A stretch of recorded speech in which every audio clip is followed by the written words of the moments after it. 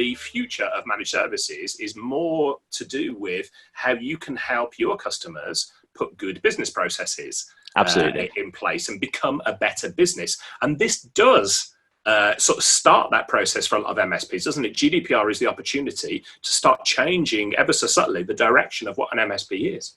Absolutely. And there's I'm going to quote you here that you said, I think you said that the GDPR is one of the best sales tools that's been given to MSPs for a number of years, and I couldn't agree more. I think with that whole move from break fix to recurring revenue, and then with the move from on-prem into the cloud and the squeeze on margins, and how do we charge for free and all this sort of thing, and I think the GDPR is an excellent aspect, because if we look at an MSP is already giving advice.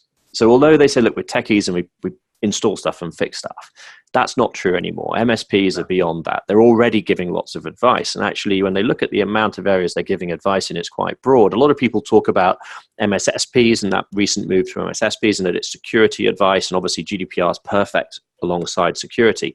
But an MSP does give a range of advice. It's just consulting advice. It's not legal advice. No one's saying become a lawyer. No one's saying give legal advice. But what we're saying is with a tool like this, you can actually help your customer on business processes in a really nice, simple way.